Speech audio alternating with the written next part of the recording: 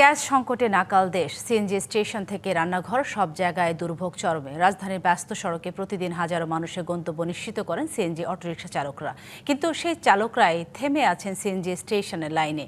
এই অপেক্ষা শুধু জ্বালানির নয়, এটি জীবিকা বাঁচানোর লড়াই।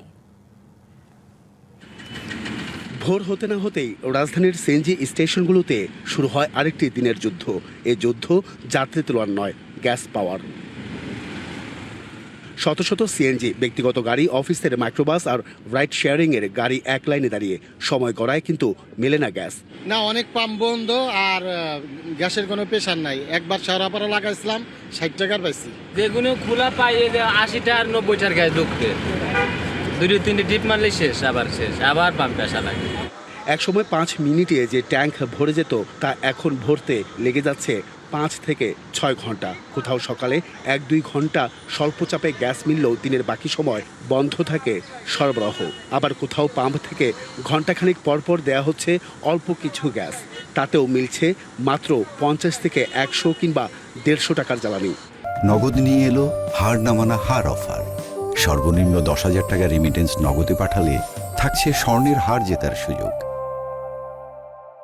কালকে 1টা বাজে সিরিয়াল দিছি রায়েরবাগে, 5:30 বাজে গ্যাস পাইছি। তাহলে সময় তো হনি শেষ। আমি করতে জমাবো ডমু আর নিজেই বা কোথা থেকে বাসায় 2 টাকা নেব। লাইনে দাঁড়িয়ে থাকা প্রতিটি মিনিট যেন হারিয়ে যাওয়া একটি ট্রিপ, আর প্রতিটি ট্রিপ মানেই একটি পরিবারের রুটি রুজির অংশ। এখন ইনকাম কমছে, কারণ যে আমরা গ্যাসের লাইনে থাকি, অনেক সময় যায়। একসময় দিনের শেষে 1,500 টাকা দিয়ে ঘরে ফিরতেন অনেক চালক, এখন আসছে না 4 থেকে 500 টাকাও। সংসারের বাজার, বাড়ি ভাড়া, গাড়ির কিস্তি, সন্তানের স্কুল, সব দায়িত্ব একই আছে, তবে টান পড়েছে আয়ে।